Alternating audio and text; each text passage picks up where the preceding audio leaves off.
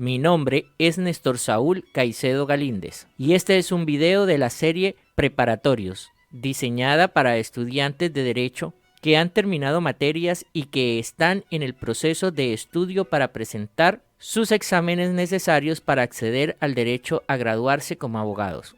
En este video estudiaremos el contrato de trabajo, sus elementos, partes, formas y algunas cláusulas especiales teniendo como base el Código Sustantivo del Trabajo. El contrato de trabajo se define como aquel por el cual una persona natural se obliga a prestar un servicio personal a otra persona natural o jurídica, bajo la continua dependencia y subordinación de la segunda, y mediante remuneración. La persona que presta el servicio se denomina trabajador, quien recibe el servicio se denomina empleador, y la remuneración, cualquiera que sea su forma, se va a denominar salario. Los elementos del contrato de trabajo son tres: prestación personal del servicio, remuneración del servicio prestado y la subordinación. En cuanto a la prestación del servicio, debemos aclarar que esta tiene que ser personal, directa. El trabajador no puede delegar a una tercera persona para que realice la actividad para la cual él fue contratado. Solamente él la puede realizar. De lo contrario, se rompe el vínculo de existencia de la prestación del servicio. En cuanto a la subordinación, debemos tener en cuenta tres circunstancias. El primero de ellos es que debe ser continuada. ¿Qué quiere decir esto? Que el trabajador debe estar permanentemente bajo la supervisión y la égida del patrono o del empleador. Siempre durante su tiempo de servicio y de labor debe estar bajo la supervisión. Entendamos este tiempo de servicio, las horas hábiles que el trabajador está en el ejercicio de la función para la cual fue contratado. El siguiente de estas características de la subordinación es que debe recibir órdenes de parte del empleador. Tenga en cuenta que si se le dan unas indicaciones o simplemente se le entregan una serie de patrones para que realice una actividad y no recibe más órdenes ni se le determina condiciones de modo, tiempo y cantidad de trabajo, no existe subordinación. La subordinación requiere, como se dijo, de la permanencia, pero también requiere del control, que se le diga cómo tiene que hacer el trabajo, en cuánto tiempo tiene que hacer el trabajo y la cantidad de trabajo que debe entregar. Se le imponen reglamentos. ¿Cómo identificamos la imposición de reglamentos, que es el tercer elemento o el tercer requisito para que se configure la subordinación? Los horarios, unas estrictas normas de etiqueta en cuanto al vestido. Se le establecen al trabajador situaciones como marcar tarjeta, control de horario, el reglamento de trabajo y una serie de normas que van encaminadas a que él realice el trabajo en la forma específica que se le ha determinado por el empleador. La jurisprudencia en materia de derecho laboral administrativo nos ha señalado la coordinación. Es una figura que lo que manifiesta es que el empleador y el empleado pueden coordinar las actividades como el horario, como la llegada, la salida, los viajes, la presentación de informes, el cumplimiento del reglamento, teniendo en cuenta las necesidades del servicio y del tipo de empresa en la que está. El Consejo de Estado en su sentencia usa de ejemplo la persona que se encarga de servicios generales y dice que si bien es cierto la persona de servicios generales puede ejecutar sus funciones en las horas de la noche, el servicio se necesita en el día y que por lo tanto se pacta que esté en horas del día prestando el servicio y por lo tanto eso es lo que se entiende como la coordinación para el cumplimiento del contrato de prestación de servicios, que es importante que lo tengan en cuenta al momento de presentar una demanda en el ámbito del derecho contencioso administrativo, buscando la nulidad de un acto administrativo en el que se niegue el reconocimiento del contrato realidad. El siguiente tema es la existencia del contrato de trabajo y esta se presume. ¿Esto qué significa? Que quien tiene, entre comillas, quien tiene que demostrar que el contrato de trabajo no existió es el empleador. Siempre se va a presumir la existencia del contrato de trabajo. Es importante tener en cuenta eso. Las presunciones generan una inversión en la carga de la prueba, porque se da por hecho que existe el contrato de trabajo. Quien debe demostrar que el contrato de trabajo no existió es el empleador, o eso supone la norma. Pero ahí hay una pequeña contradicción. No se pueden probar las negaciones. Por lo tanto, siempre el trabajador debe hacer todo lo posible por demostrar en el juicio que el contrato de trabajo existió. No se pueden confiar en ello. El siguiente tema que vamos a revisar es la concurrencia de contratos de trabajo. Cuando hay un empleador y un trabajador que tienen diferentes tipos de contratos, de diferentes naturalezas jurídicas incluso, concurren los contratos de trabajo. Ejemplo, un vendedor de punto de venta de una cervecería. De lunes a viernes trabaja para su empleador como vendedor, pero los fines de semana pinta obras de arte y el empleador le pide que realice 5 cuadros en el transcurso de un año y firman un contrato para que el vendedor ejecute los cuadros y pinte los lienzos. Cuando se dan esos dos contratos, se da la concurrencia de los contratos de trabajo. Un contrato de trabajo y un contrato de prestación de servicios. Y no hay ningún problema. ¿Eso qué significa? Que el contrato de trabajo no pierde su naturaleza, ni el contrato de prestación de servicios tampoco. No puede llegar a demandar al empleador porque no le pagó primas, cesantías y salarios de los fines de semana que él se demoró pintando los cuadros. Porque ese no es un contrato de trabajo, ese es un contrato de prestación de servicios. Espero haya quedado claro la concurrencia de contratos. Ahora estudiaremos la coexistencia de contratos. Es cuando un trabajador tiene varios empleos con diferentes empleadores y estos contratos coexisten. Pueden coexistir siempre que en el contrato de trabajo no se pacte la exclusividad de la prestación del servicio a favor de un solo empleador. Se parecen mucho la figura de la coexistencia con la figura de la concurrencia, pero como vimos, tienen claras diferencias. El siguiente tema son las utilidades y las pérdidas. ¿Cuál es el papel que juega el empleado frente a las utilidades y las pérdidas? El trabajador tiene derecho a participar de las utilidades o beneficios que obtenga la empresa, pero no puede asumir de ninguna manera los riesgos o las pérdidas de su empleador.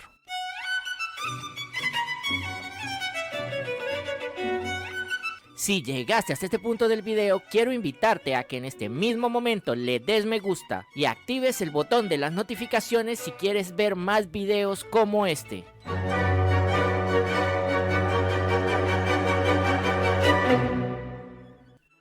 El siguiente tema que nos va a ocupar es el trabajo de los menores de edad. La capacidad para contratar está señalada en el Código Sustantivo del Trabajo a partir de los 18 años. Pero, ¿significa esto acaso que solamente se puede trabajar si es mayor de edad? Y la respuesta es que no, que se puede trabajar desde cualquier edad siempre que se cumpla con una serie de requisitos establecidos por el Código y que vamos a ver a continuación. Digamos que hay dos categorías en las que pueden trabajar los menores de edad. La primera es, entre comillas, entre 5 y 14 años. Y la segunda es entre 15 y 17 años. Los jóvenes entre 15 y 17 años pueden trabajar en actividades que no representen o impliquen riesgos graves para su seguridad o vida. Pueden trabajar de vendedores, de meseros, de mensajeros y obviamente también pueden trabajar en actividades artísticas,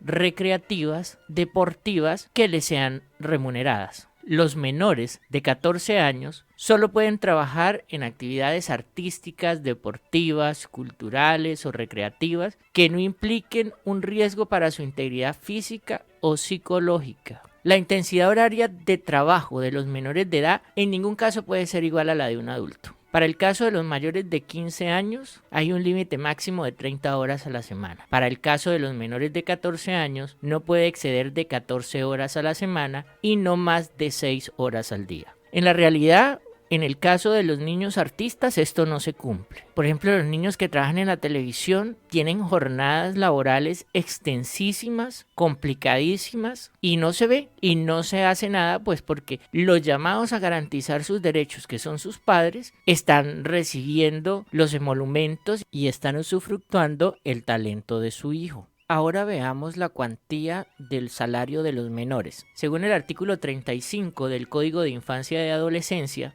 se establece que el salario base para un menor que trabaja es lo mismo que gane un adulto en esa empresa por el mismo trabajo y la misma cantidad de tiempo y la misma calidad de trabajo. O en otras palabras, si es un trabajo donde un adulto gana un salario mínimo, al menor se le va a retribuir bajo ese salario mínimo como salario base de liquidación el número de horas a la semana que haya trabajado. En cuanto a los derechos, son los mismos que se deben a un adulto, tales como intereses de cesantías, primas, vacaciones y todo lo que la ley determine para los adultos. En cuanto a la seguridad social, si se contrata a un menor de edad, se le debe pagar la seguridad social integral. En cuanto al proceso que se debe desarrollar ante las autoridades administrativas para conseguir el permiso de trabajo, implica lo siguiente. Para obtener el permiso de trabajo, el menor de edad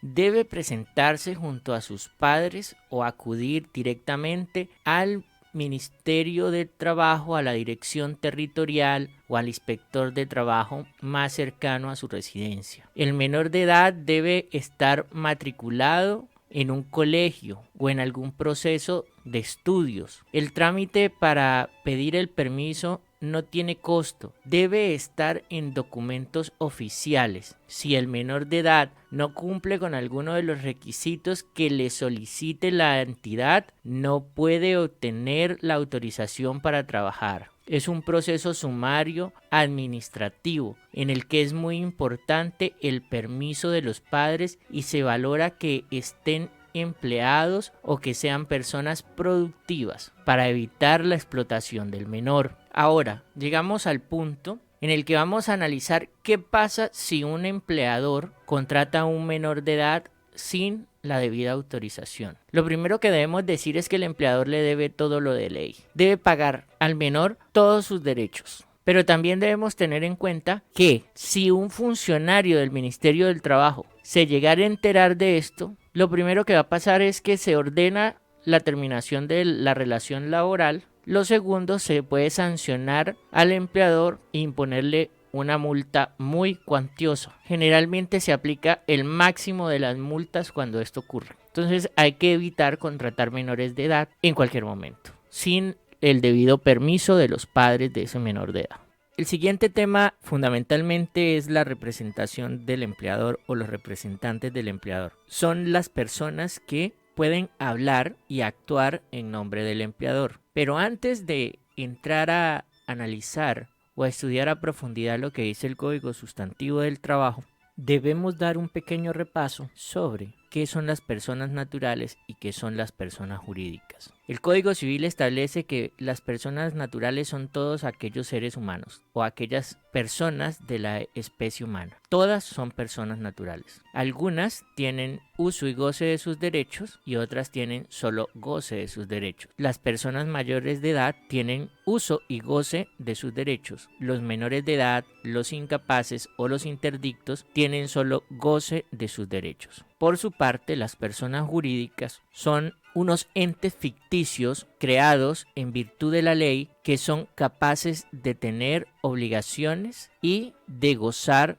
de derechos. Entiéndase por esto las empresas, las fundaciones, las corporaciones, los patrimonios autónomos. Aunque los patrimonios autónomos no son personas jurídicas y no tienen personería jurídica, los representantes de los patrimonios autónomos se hacen responsables de los efectos jurídicos que se causen por el accionar del patrimonio autónomo. Lo mismo ocurre con las uniones temporales y los consorcios en derecho administrativo. Véase entonces que es muy importante tener claro el alcance de las personas jurídicas en Colombia para poder llegar a entender quiénes son los representantes del empleador, ya que las personas jurídicas son los verdaderos empleadores. ¿Qué pasa en el caso de un patrimonio autónomo, de una unión temporal o un consorcio donde su representante legal ni siquiera esté vinculado con el patrimonio autónomo o el consorcio o la unión temporal? Y más allá, o a quiénes vamos a demandar en el momento en el que se presente un incumplimiento en el derecho laboral. Es muy importante tener claro esa dimensión para poder entrar a entender lo que vamos a ver a continuación. En el caso de las uniones temporales y de los consorcios, estos se disuelven una vez han ejecutado el contrato, pero los empleadores legítimos van a ser los integrantes de la unión temporal o del consorcio con las limitaciones legales de lo que aportaron para la conformación del consorcio o de la unión temporal, de tal manera que se entiende que son solidariamente responsables. Cuando una persona es acreedora de un patrimonio autónomo, deberá demandar a la entidad fiduciaria que es la representante legal del patrimonio autónomo. Creo que con esto ya dejamos claro la diferencia que hay entre personas naturales y personas jurídicas. Ahora bien, ¿cuáles son las diferencias que ha señalado el Código entre los representantes del empleador? Por un lado están los que ejercen funciones de dirección o administración y por el otro están los intermediarios. Los que ejercen funciones de dirección o administración son los gerentes, administradores, síndicos o liquidadores, mayordomos, capitanes de barco y quienes ejerzan actos de representación con la aquiescencia expresa o tácita del empleador. Y los intermediarios son todas aquellas personas que sin ser directivos se encargan de transmitirle a los empleados las informaciones o las documentaciones, las órdenes que ha emitido el representante legal, el gerente, el administrador o el síndico. Para el siguiente tema hay que tener en cuenta que el Código Sustantivo del Trabajo fue redactado en otra realidad, en una época donde Colombia tenía una realidad muy distinta en cuanto a medios de comunicación, medios de transporte, y las comunicaciones en sí eran totalmente diferentes a como son hoy en día, porque para cualquier carta, documento, información que se fuera a pedir, se tenía que enviar un correo físico y ese correo se demoraba semanas, meses e incluso años en llegar. Por tal motivo, se crea en el código una legislación especial sobre sucursales que en la actualidad no tendría sentido, porque si yo necesito saber quién es el representante legal de una empresa y yo vivo en Villavicencio y la empresa tiene su lugar de origen en Medellín, solamente tengo que ir a la Cámara de Comercio. Me van a dar la certificación de existencia y representación de una empresa que esté en Medellín. O voy, me siento en mi computador, reviso la página de internet de la empresa y tengo la información a la mano. La dirección, los correos electrónicos para remitirles cualquier tipo de comunicación. Y vean lo importante que es entender el mundo para entender la ley.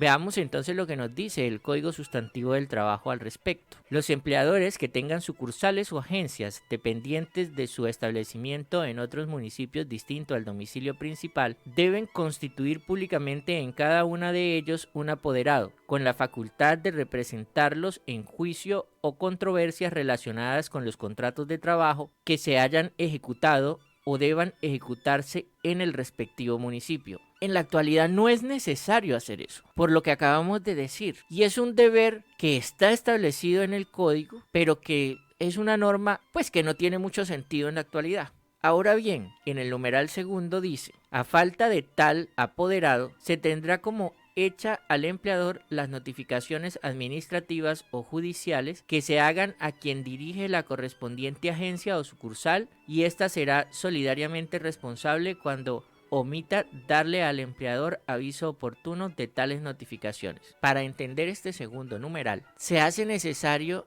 entender qué es una sucursal o una agencia. Según el Código de Comercio, las sucursales son los establecimientos de comercio abiertos por una sociedad dentro o fuera de un domicilio, para el desarrollo de los negocios sociales o de parte de ellos, administrados por mandatarios con facultades de representación legal de la sociedad. Y las agencias son aquellas donde un comerciante asume de forma autónoma e independiente el encargo de desarrollar una actividad a nombre de una empresa, también denominado agenciado, con capacidad de representación legal. Se solucionó el problema. Si se va a abrir una agencia o una sucursal en otra ciudad, tendrá un representante legal propio, con sus responsabilidades. La diferencia es que en el caso de la sucursal, el representante legal depende de la empresa principal y por lo tanto es solidariamente responsable con la empresa principal. En el caso de la agencia, es una persona autónoma, independiente, quien es único responsable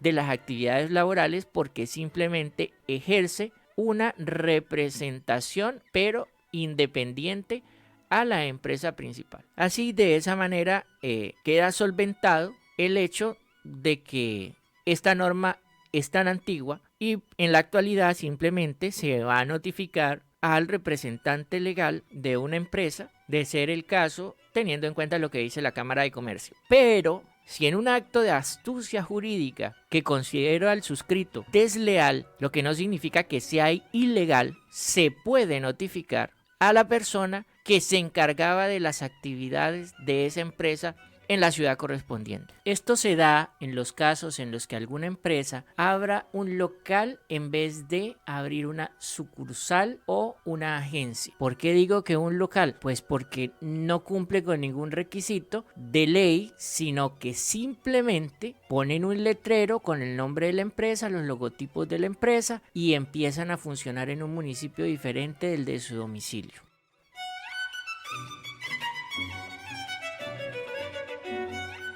Y si tienes alguna pregunta o casos que consultarnos, los dejes en los comentarios o los remitas al correo electrónico nestorsaulcaicedogalindez1@gmail.com, los cuales iremos contestando en posteriores videos que dejaremos colgados en este mismo canal.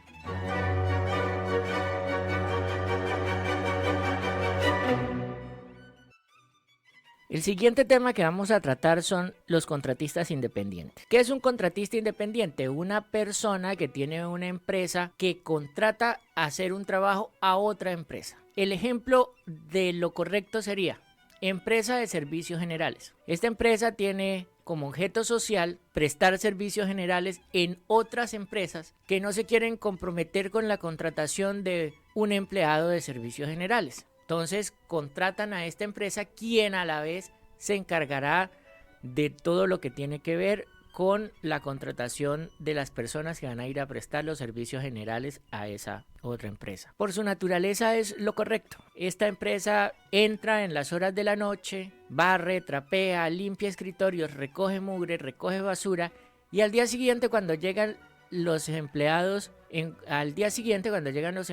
esta otra empresa, encuentran todo limpio. Así funciona la relación correcta de contratista independiente. ¿Cuándo ocurre la forma incorrecta del contratista independiente? O incorrecta para el contratante de ese contratista independiente.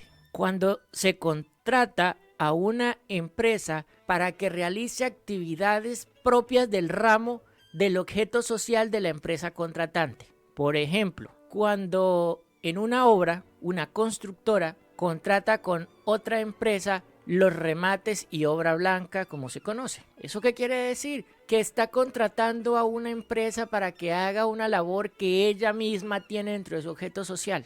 Esto convierte inmediatamente en solidario a la empresa contratante de cualquier deuda, de cualquier indemnización, de cualquier accidente de trabajo. Va a ser solidariamente responsable tanto la empresa contratante como la empresa contratista. ¿Por qué el legislador pensó en esta situación? Porque ocurre incluso hoy en día. Esto es lo que hacen las grandes constructoras. Cada etapa de la obra la contratan con una empresa diferente y resulta que cada una de esas empresas lo que hace es agarrar a un grupo de maestros de obra y les dice: mire, si ustedes quieren contratar con nosotros, reúnanse entre ustedes mismos, háganse socios, creen una empresa y contratan con nosotros. Y ustedes contratan al personal, a los ayudantes, nosotros les pagamos a ustedes todo el trabajo, pero hagan una empresa. Si no hacen una empresa, no contratamos con ustedes. Y como hacer una empresa en Colombia es realmente muy fácil, pues esta gente va y hace un contrato social que descargan de internet, lo radican en la Cámara de Comercio y de esa manera le hacen el juego a estas empresas, a estas grandes constructoras, dejando totalmente desprotegido a los trabajadores en apariencia. Cuando se genera algún accidente de trabajo, estas empresas dicen: no, nosotros no somos responsables, porque aquí hay una cláusula que dice que ellos nos exoneran de toda responsabilidad. Pero recuerden que cuando vimos los principios, toda disposición contractual que se establezca en contra de lo dicho por el Código Sustantivo del Trabajo se tiene por no escrita. Y es ahí donde entra el conocimiento de la ley de parte del abogado que está interponiendo la demanda. Entonces van a ser solidariamente responsables el contratista que contrata a esos empleados y el dueño de la empresa que contrata a ese contratista, porque los dos son responsables de los salarios, de las primas, de las cesantías, de los intereses de cesantía y en general de todas las prestaciones sociales laborales a las que tienen derecho los trabajadores en el derecho colombiano. De esta manera creo que más claro no puede quedar este aparte. Ahora vamos a hacer más complejo el ejercicio. La empresa constructora contrata a otra empresa para que haga la obra blanca o los remates, pero esa otra empresa subcontrata a otra empresa. ¿Qué ocurre en este caso? ¿De quiénes son las responsabilidades? Pues de los tres. Los tres son solidariamente responsables. Ninguno salda sus responsabilidades. Eso es lo que dice la ley. Espero de esta manera que haya quedado claro lo que es el contratista y el efecto que tiene al contratar empleados para ejecutar una actividad laboral frente a su contratante. El siguiente tema que vamos a tratar es la responsabilidad solidaria. ¿Cuándo se es solidariamente responsable?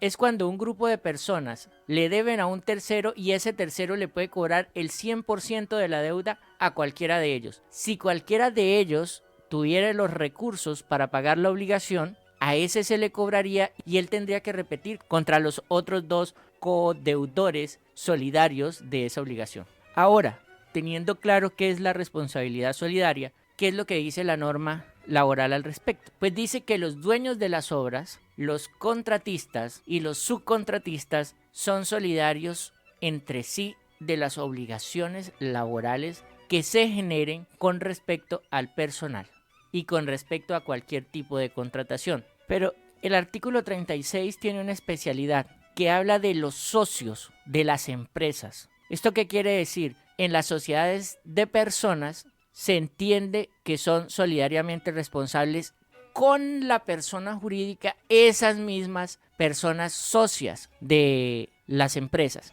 A ver el ejemplo. El ejemplo es una constructora que contrata los servicios de un grupo de expertos en obra blanca, pero le exige a estos expertos en obra blanca que deben crear una sociedad para que se contraten entre ellos y contraten a su personal que ellos van a usar. El contrato es grandísimo, 100, 150 millones de pesos, porque es toda la obra blanca de una urbanización de 50 casas. Esta nueva sociedad que surgió contrató a sus empleados. En el desarrollo de la obra muere un trabajador. La familia de ese trabajador demanda a las dos empresas. Terminan siendo declaradas responsables las dos empresas. Pero en el transcurso del proceso, la constructora se declara insolvente, se declara ilíquida y se pierde la posibilidad de cobrar. Lo que está diciendo este artículo que es que los miembros de las sociedades, o sea, las personas naturales que hacen parte de esas sociedades, también son jurídicamente responsables. Por tal motivo, cuando ustedes, señores abogados del futuro, vayan a presentar una demanda contra estas empresas en una circunstancia parecida, demanden a los dueños de la empresa. También que se resuelva en el juzgado y atiendan al artículo 36 del Código Sustantivo del Trabajo, sustentando el motivo por el cual ustedes están llamando como partes a los socios de la empresa en razón a que ellos son solidariamente responsables. Y así van a evitar ustedes la insolvencia. ¿Por qué? Porque si no, posteriormente tendrán que iniciar otro proceso contra ellos y en ese trámite ellos se van a insolventar. El siguiente tema es la forma del contrato de trabajo. El contrato de trabajo puede ser verbal o escrito y debe tener el siguiente contenido: la índole del trabajo y el sitio en donde se ha de realizar, la cuantía de los salarios claros y bien estipulados, la forma de remuneración, ya sea por unidad de tiempo, por obra ejecutada o por tarea, o a destajo u otra cualquiera. Los periodos de regulación de pagos, o sea, si va a ser a 15 días, a 10 días, semanal, a un mes. Y por último, la duración del contrato. Eso no hay nada más que explicarle. Eso es lo básico. De ahí en adelante, tengan en cuenta que no pueden poner ninguna estipulación que contradiga lo que diga el Código Sustantivo del Trabajo. Es importante señalar que para la validez del contrato de trabajo no se requiere ningún tipo de formalidad. Nada, ni tipo de papel especial, ni ningún timbre, ni ninguna estampilla, ni nada. Puede ser verbal o puede ser escrito. Y siempre y cuando queden pactados estos tres elementos que se acaban de señalar, pues no se requiere de nada más. Ahora bien, el contrato escrito tiene como primera obligación que se extienda en 2 ejemplares idénticos, uno para cada parte. No debe ser exigido ningún tipo de requisito económico o de timbre o de sello o similar. Las cláusulas mínimas, de nuevo, son el lugar y la fecha de su celebración, el lugar donde se haya contratado el trabajador y en donde haya de prestar el servicio, la naturaleza del trabajo, la cuantía de la remuneración, su forma y periodo de pago, la estimación de su valor, en caso de que haya suministro de habitación y alimento como parte del salario, determinarlo claramente a qué parte del salario representa, o sea, a qué porcentaje del salario va a representar esto, la duración del contrato, su desahucio y terminación. Son todos los requisitos mínimos que debe tener un contrato de trabajo. No quiere decir que si no cumple con todo esto, el contrato de trabajo no sea válido, porque tengamos en cuenta que en el contrato de trabajo prima la realidad. Esto lo que nos da es una base legal para poder determinar dónde hubo una falla en la celebración del contrato, porque el contrato como tal va a existir. Así, aquí se omita alguno de estos requisitos. Es importante que tengan en claro eso. Bueno, el Código Sustantivo del Trabajo nos habla del carnet, pues que toda empresa tiene derecho a identificar a sus trabajadores, y nos habla de los requisitos que debe tener ese carnet, que debe estar firmado por el representante legal o por una persona autorizada, que en él deben estar los datos mínimos del trabajo, la modalidad, el tipo de actividad que realizan, y bueno, no considero que sea de mayor trascendencia, y por lo tanto, si desean profundizar en él, deben ir al artículo correspondiente en el Código Sustantivo del Trabajo.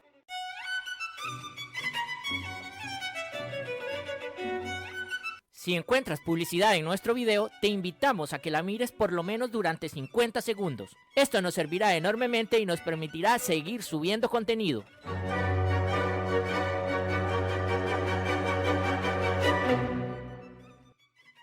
Continuamos con el registro de ingreso de trabajadores. ¿Quiénes están obligados a tener un registro de ingreso de trabajadores? Aquellos empleadores que tengan permanentemente 5 trabajadores o más en su nómina, y que con estos trabajadores no hubiera celebrado contrato de trabajo escrito. ¿Qué es el registro de ingreso de trabajadores? Pues es un documento en el cual el empleador debe hacer las especificaciones de los requisitos del contrato, la especificación del tipo de trabajo, el sitio en donde se va a realizar, la cuantía y forma de la remuneración, la duración del contrato. Si esto cambia durante la ejecución del contrato, pues entonces tiene que cambiarse el registro y el empleado tiene derecho a tener una copia de ese registro de ingreso. También es importante señalar que si entran muchos trabajadores en un ingreso colectivo, se debe firmar el ingreso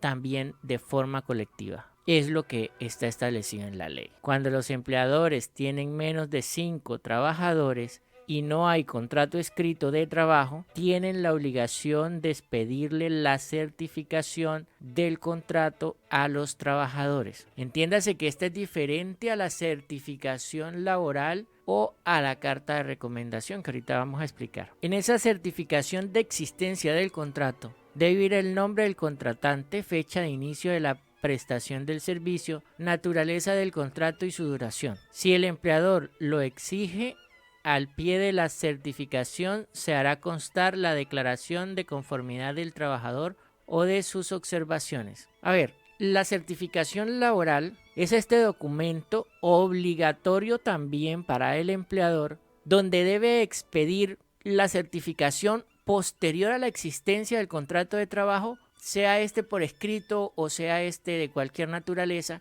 de que este empleado trabajó con él, el tiempo que trabajó, el salario que tenía, incluyendo esto pues fecha de inicio y fecha de terminación. ¿Se parece mucho a la figura de la certificación del contrato? Sí, pero esta certificación del contrato es una obligación para aquellos empleadores que tienen menos de 5 trabajadores contratados con contrato verbal, ¿sí? La otra es generalmente posterior al contrato de trabajo, porque si se tiene contrato escrito, el simple hecho de la existencia del contrato escrito es certificación de que existió la relación de trabajo. Ahora, la recomendación laboral es ese documento en el que el empleador dice lo buen empleado que es, lo honesto que es, y esta es voluntaria. Solamente si el empleador quiere, la expide. Esa no está obligado por ley. Otra cosa que es importante, que es tanto en la certificación del contrato como en la certificación laboral, no puede estar ni la causal de despido, ni referencias al comportamiento del trabajador, ni observaciones personales subjetivas por parte del empleador hacia el trabajador. Esta se limita a los temas taxativamente señalados, que son fecha de inicio, fecha de terminación, duración del contrato, tipo de contrato, labores que realizaba,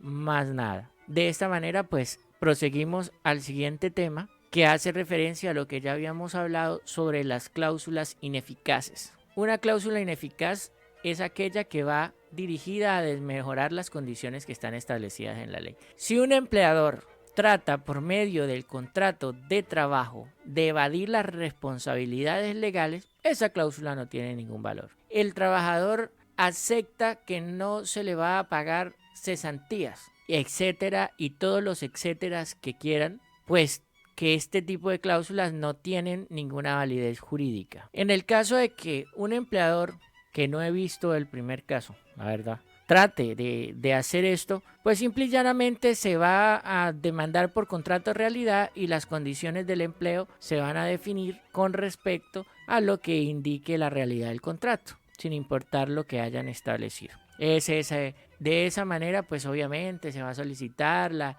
nulidad de esas cláusulas del contrato y que se aplique el principio de la realidad del artículo 53, y de esa manera se soluciona el problema. Las cláusulas de no concurrencia nos dicen que el trabajador se compromete a no irse a trabajar ni con la competencia ni en la misma actividad que venía realizando con el empleador por un término hasta de 2 años. Estas cláusulas están prohibidas taxativamente en la ley. En Colombia, ningún trabajador se puede comprometer a no volver a ejercer su profesión o su actividad profesional después de terminar un contrato de trabajo. Si se hace, pues será una cláusula ineficaz y simple y llanamente pues le dirá que sí la firma al empleador y después pues la desatenderá porque no hay ninguna obligación legal y pues que el empleador demande. Que sí, que esto es peligroso porque los trabajadores se llevan propiedad industrial y bases de datos y etcétera para la competencia. Sí,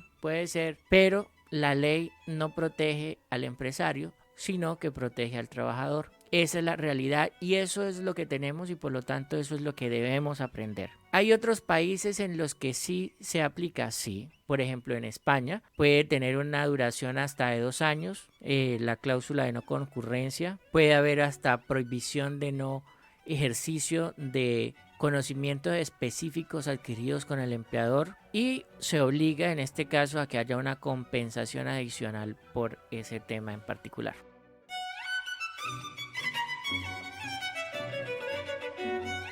Si encuentras alguna información que no sea precisa o actualizada, hazlo saber para poder hacer la fe de ratas que sean necesarias. Aprender derecho es un proceso que nunca termina.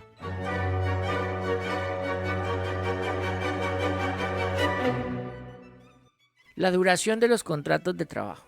Los contratos de trabajo pueden ser por tiempo determinado, por tiempo indefinido, para ejecutar un trabajo ocasional, para ejecutar un trabajo accidental o transitorio. Ahora bien, el contrato de trabajo a término fijo se caracteriza porque siempre debe estar por escrito y su duración no puede ser superior a 3 años, aunque bien claro está que puede ser renovado. Para que el contrato no se renueve automáticamente, el empleador o el trabajador tienen que manifestarlo en un término no inferior a 30 días. A esto se le llama preaviso y lo vamos a estudiar más adelante en detalle con las jurisprudencias correspondientes cómo se debe hacer ese conteo. Cuando digo más adelante es en posteriores videos que va a encontrar en este canal. Cuando el término del contrato sea inferior a 1 año, el contrato no puede prorrogarse por más de 3 veces. Ejemplo, contrato de 3 meses, se prorroga 3 meses, 3 meses, 3 meses y a partir de ese punto la prórroga no podrá ser inferior a 1 año y luego la prórroga no podrá ser de más de 3 años. A partir de los 3 años se convertirá en un trabajo a término indefinido. Es importante señalar que en los contratos a término fijo, los trabajadores van a tener derecho a prima y vacaciones proporcional al tiempo que hayan trabajado. Eso lo vamos a ver cuando estudiemos las liquidaciones en su momento. Espero poder darles una explicación lo suficientemente buena y útil para que la puedan desarrollar con facilidad en su ejercicio profesional.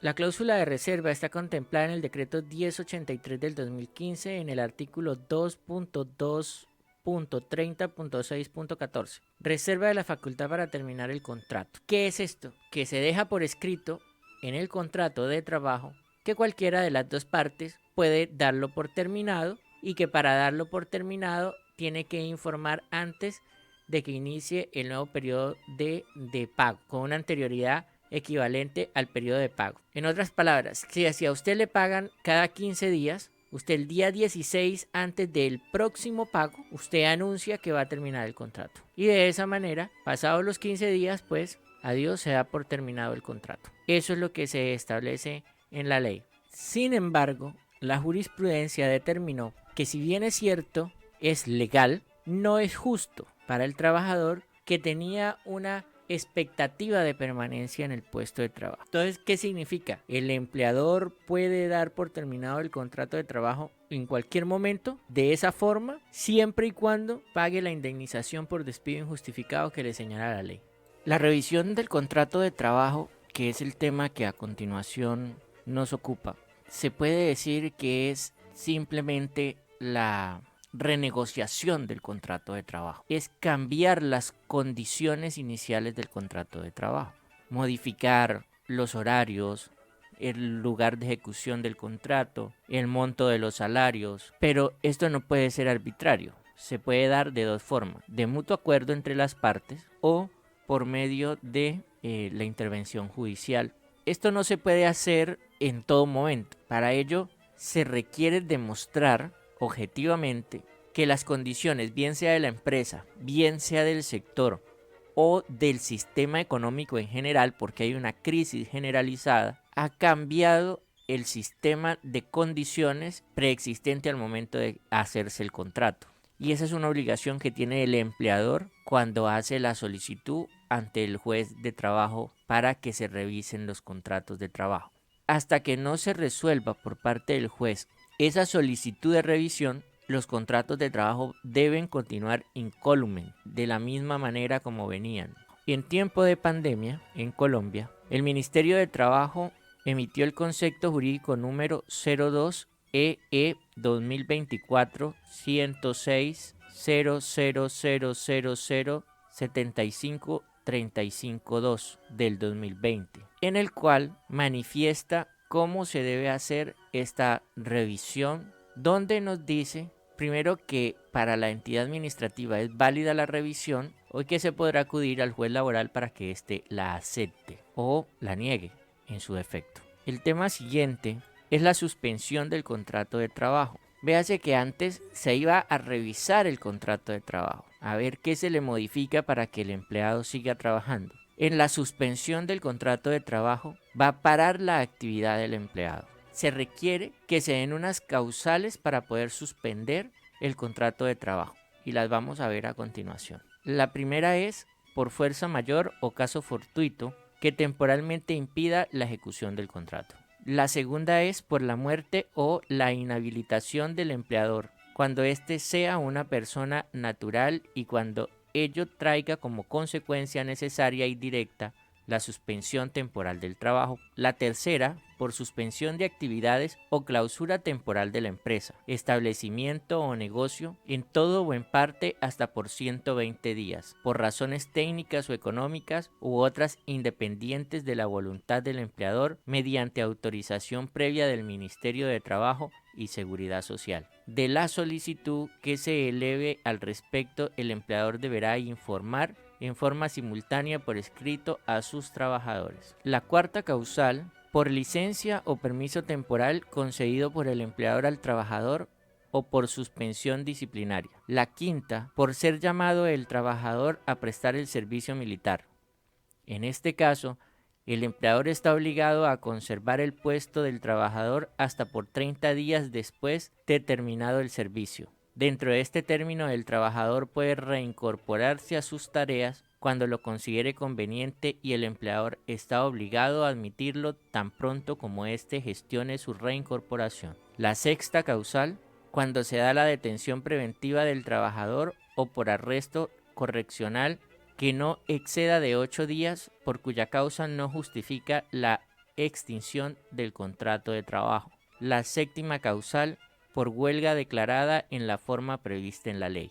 Una vez cumplidas estas causales, se suspende el contrato de trabajo. Para la reanudación del trabajo, una vez desaparecidas las causales de la suspensión temporal, cuando se trate de la suspensión por fuerza mayor o caso fortuito, por la muerte o la inhabilidad del empleador o por suspensión de actividades o clausuras temporales de la empresa, el empleador debe avisar a los trabajadores la fecha de la reanudación del trabajo mediante notificación personal. ¿Cómo se hace esta notificación personal? Se debe hacer por medio de correo certificado para que el empleador tenga cómo probar que hizo esa notificación personal o notificándolos presencialmente. En el caso que no pueda encontrar al 100% de sus trabajadores y notificarlos personalmente, deberá hacerlo por aviso. Esos avisos deben ser publicados no menos de 2 veces en un periódico de la localidad. Y una vez publicado el segundo de estos avisos, empezará a correr el término de 3 días para que se presenten los trabajadores a su puesto de trabajo. Los mismos 3 días corren una vez han sido notificados personalmente. ¿Por qué el artículo del Código Sustantivo del Trabajo no nos habla de las causales 4 a las 7? Porque en esas causales la reincorporación no depende del empleador, sino de la voluntad del trabajador. Los efectos de la suspensión, entonces, una vez suspendido el contrato de trabajo, tiene los siguientes efectos. Para el empleado o trabajador, se suspende la obligación de prestar el servicio. Para el empleador, se suspende la obligación de pagar los salarios. Sin embargo, al empleador le corresponde pagar todos los dineros que hasta ese momento le adeude al trabajador, común y corriente, los salarios ya generados o las obligaciones patrimoniales que tuviera con él, como pago de primas, cesantías, cualquiera que ya se hubiese generado. Ahora, no estoy diciendo que tenga la obligación de hacer la liquidación, sino que si ya se generó, digamos es diciembre, y ya se generaron las primas y el empleado ya trabajó ese mes, entonces se le debe pagar la prima, si ya fue generada. También persiste la obligación de pagar la seguridad social del trabajador, excepto riesgos profesionales. Pues entiende que si no está trabajando, no está en ningún riesgo profesional.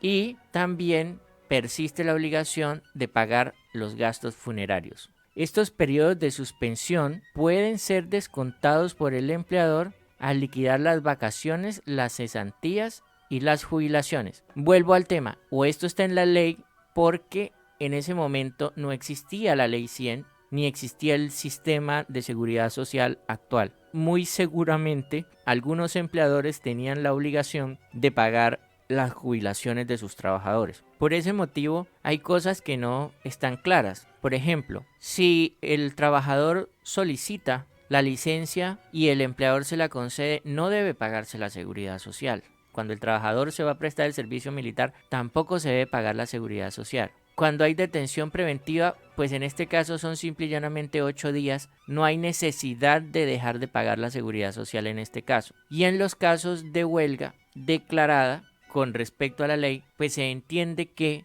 el contrato de trabajo persiste y se debe pagar la seguridad social en estos casos, al igual que en los 3 primeros casos que son planteados en el artículo 51. Por último, en este video, pues vamos a hablar de la prueba del contrato de trabajo. El contrato de trabajo se puede probar por cualquier medio probatorio y eso es materia de derecho procesal laboral, pero podemos decir que están el contrato de trabajo, la certificación laboral, la certificación de existencia del contrato, el registro de ingreso de trabajadores, el carnet los testimonios, mensajes, correos electrónicos, mensajes de texto, registro de llamadas, grabaciones legalmente recaudadas y cualquier otra que sea legal y permitida por la ley, pero digamos que estos son los medios principales que se requieren para aprobar el contrato de trabajo. Gracias por haber llegado hasta el final del video. Esperamos que nuestro trabajo les sea de gran utilidad y se convierta en una herramienta que lo lleve a conseguir el éxito deseado en su proyecto de vida. No olvide darle me gusta al video, compartirlo en sus redes sociales con sus compañeros de clase o de trabajo, ya que la difusión es la mejor manera de contribuir con nuestro proyecto. Igualmente, si encuentras publicidad en el video, dedícale por lo menos 50 segundos. También es una forma de ayudarnos con nuestro trabajo y de fomentar la producción de material cada vez con mayor calidad, y así te mantendremos actualizado a costo cero. Gracias y esperamos que todo te salga muy bien.